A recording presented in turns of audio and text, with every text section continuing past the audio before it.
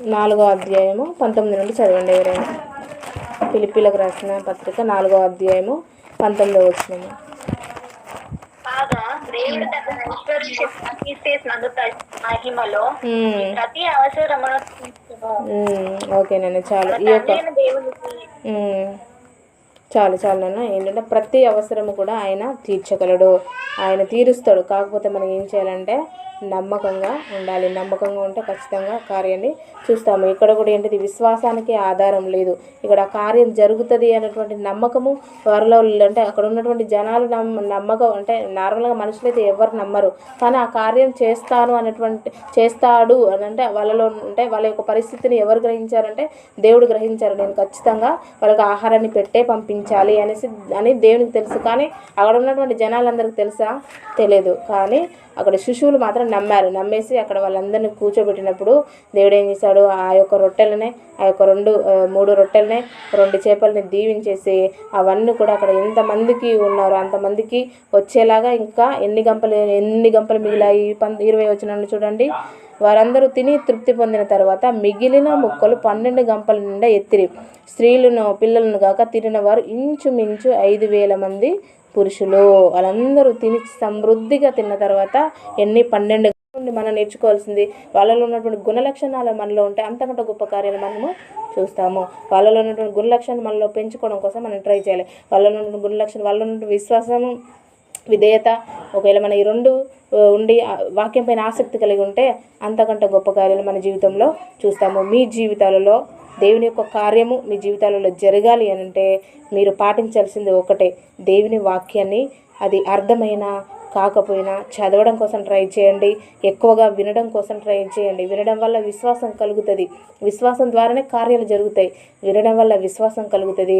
ఆ విశ్వాసము నీలో విశ్వాసం ఆటోమేటిక్గా వచ్చినప్పుడు ఆ విధేయత కూడా వస్తుంది. విధేయత వచ్చినప్పుడు అక్కడ 5 రొట్టెలను 2 చేపలను ఏ విధంగా దేవుడు 5,000 మందికి పంచిపెట్టాడో అంతకంటే గొప్ప కార్యాలు నీ జీవితంలో చూస్తావు.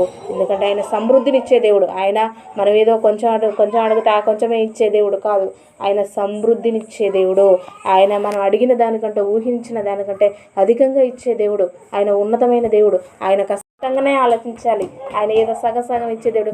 అక్కడ శిష్యులు ఏమనుకున్నారు, ఆంధ్ర ఏమనుకున్నాడు, వాళ్ళకి కొంచెం పెడితే సరిపోతుంది కావచ్చు అనుకున్నాడు. కానీ కొంచెం కాదు, వాళ్ళు సమృద్ధిగా తిన్నారు. ఆయన సమృద్ధిగా ఇచ్చే దేవుడు. నువ్వు ఏదైతే దేని విషయంలో దేని సన్నిధిలో నువ్వు మొరపెడుతున్నావో ఫస్ట్ నువ్వు వాక్యానికి లోబడు, విధేయత చూపించు, దేవునికి విశ్వాసాన్ని కలిగి ఉండు. నువ్వు అడిగిన దానికంటే ఉన్నతంగా ఇస్తాడు. ఆ 3 నీలో లేకుండా నాకు ఇది జరగట్లేదు, అది జరగట్లేదు, దేవుడు నాకు ఇది నా జీవితాన్ని ఎందుకు ఇలా పాడు చేశాడు, దేవుడు నా జీవితాన్ని ఎందుకు ఇలా చేశాడు అని మరలా దేవుని మీద తిరగబడడం. ఒకసారి మనం కూడా ఆలోచించాలి. మనం దేవుడు మాట ప్రకారంగా జీవిస్తే మన జీవితంలో ఎందుకు కార్యాలు జరగవు? మనం జీవించకుండా మరలా దేవుని పైన ఉంటాం. కాబట్టి వాక్యాన్ని సరిగ్గా అర్థం చేసుకుంటే దాని ప్రకారంగా జీవిస్తే ఖచ్చితంగా కార్యాలు జరుగుతాయండి. గొప్ప కార్యాలు జరుగుతాయి, నార్మల్గా కాదు, చాలా గొప్ప కార్యాలు జరుగుతాయి. కాబట్టి వీళ్ళలో నుండి ఫస్ట్ మనం చాలాసార్లు నేను చెప్పాను, మత్తయి సువార్త 6వ అధ్యాయం 33వ వచనం చివరిగా చదువుకొని క్లోజ్ చేసుకుందాము. మత్తయి సువార్త 6వ అధ్యాయము 33.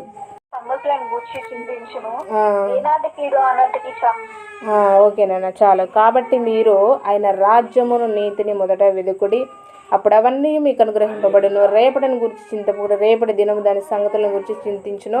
ఏనాటికీడు ఆనాటికి చాలును. మనం మొదటగా వెతకాల్సింది ఏంటిది? ఇక్కడ ప్రజలందరూ కూడా వాళ్ళకి ఆహారం ఆకలి అవుతుందా లేదా వారికి దాహం అవుతుందా అనేసి వాళ్ళు ఆలోచించలే. వాళ్ళు ఆయన నీతిని, ఆయన యొక్క రాజ్యాన్ని వెతికారు. ఆయన నీతిని, ఆయన రాజ్యాన్ని వెతికినప్పుడు శారీరక అవసరతలు కూడా ఆయన తీర్చాడు. వాళ్ళు కేవలం ఆయన నీతిని, రాజ్యాన్ని వెతికితే వాళ్ళకు శారీరకంగా ఆహారాన్ని సమృద్ధిగా ఇచ్చాడు, ఆత్మకు సంబంధించినటువంటి ఆహారాన్ని కూడా సమృద్ధిగా ఇచ్చాడు. కాబట్టి నీవు కూడా ఆయన నీతిని, రాజ్యాన్ని మొదట నువ్వు వెతుకు. నీకు ఏం కావాలో అవన్నీ కూడా నీ కాళ్ళ దగ్గరికి వచ్చేస్తాయి. అక్కడ వాళ్ళు మాకు ఆహారం కావాలి ప్రభా, దాహం కావాలి, నీ మాటలు వినడం కోసమే కదా మేము అంత దూరం నుండి వచ్చాము, నీ మాటలు నీ కొరకే కదా ప్రభా, అంటే చిన్న పిల్లల్ని తోడుకొని వచ్చాము అనేసి వాళ్ళు అనలే. వాళ్ళు కేవలం ఏం చేశారు అని అంటే ఆడ 3 రోజులే కానీ, అది 4 రోజులే కానీ, 5 రోజులే కానీ ఆ వాక్యమే. ఇప్పుడు మనం ఏంటిది, దేవుడే ఈ వాక్యమే బోధిస్తుంది. అంటే వాక్యం అంటే ఏంటిదంటే దేవుడే. ఆ దేవుడే బోధిస్తూ ఉంటే ఆ దేవుడు అంటే ఆ దేవుని వాక్యాన్ని మనం బోధించుకుంటూనే మనకి ఇంత అమృతంగా అనిపిస్తే, డైరెక్ట్ ఆ వాక్యమే బోధిస్తూ ఉంటే వాళ్ళు మైమర్చిపోయారండి. అది 3 రోజులైనా కూడా వాళ్ళు మైమర్చిపోయి అలానే వింటున్నారు. చిన్నపిల్లలు కూడా అంత విధేయత కలిగి వింటున్నారంటే అది చాలా గ్రేట్. వాళ్ళ నుండి మనం చాలా నేర్చుకోవాలి. మనలో ఉండదు. మనలో అసలు ఒక 1 అవర్ వాక్యం వినాలంటే ఇంకా 10 సార్లు వేసి కూర్చుంటాం.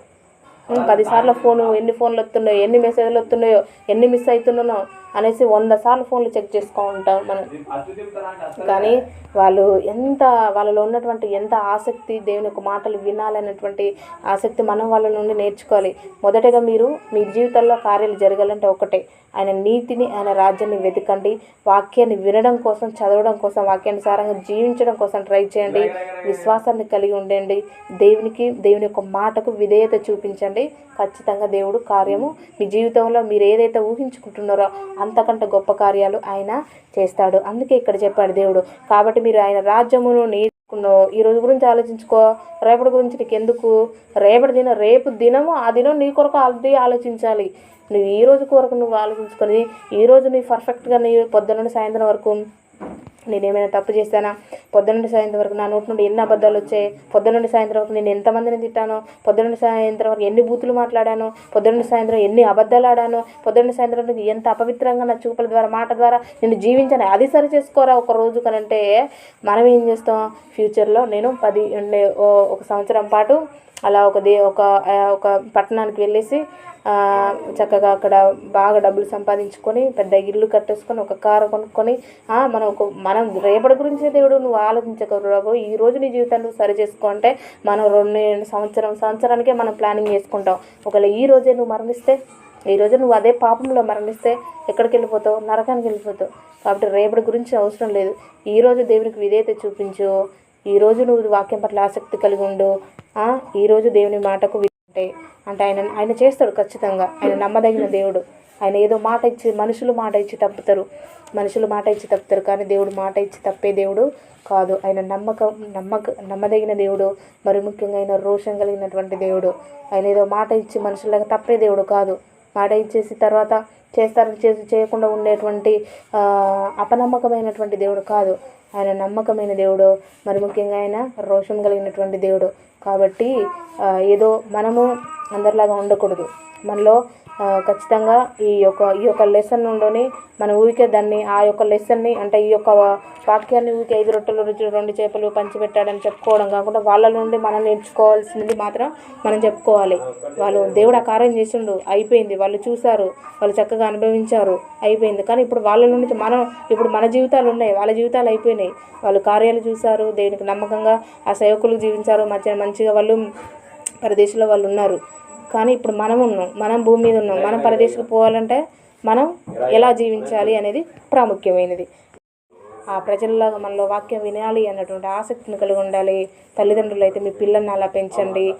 శిశువులలో ఏ విధంగానైతే నమ్మకంగా అక్కడ ఎటువంటి విశ్వాసానికి ఆధారాలు లేని టైంలో వాళ్ళు విశ్వాసాన్ని కలిగి జీవించారో అదేవిధంగా మీ కుటుంబ సమస్యలను బట్టి, మీకున్నటువంటి బాధలను బట్టి, మీకున్నటువంటి అనారోగ్య సమస్యలను బట్టి, మీకున్నటువంటి అప్పుల సమస్యలను బట్టి వేటి విషయంలో మీరు చింతించకుండా మొదటగా వాక్యానికి ఎక్కువగా ఇంపార్టెన్స్ ఇవ్వండి. విశ్వాసాన్ని కలిగి ఉండాలి, విధేయతను కలిగి ఉండి, ప్రార్థన జీవితాన్ని కలిగి ఉండాలి. ఆటోమేటిక్గా దేవుని కార్యాలు జరుగుతూ ఉంటాయి. మీ జీవితంలో అంతకంటే గొప్ప కార్యాలు దేవుడు చేయునుగాక. ఆమేన్. విత్తబడిన వాక్యం కొరకు విజయ సిస్టర్ ప్రార్థన చేసి సెక్షన్ని క్లోజ్ చేస్తారు.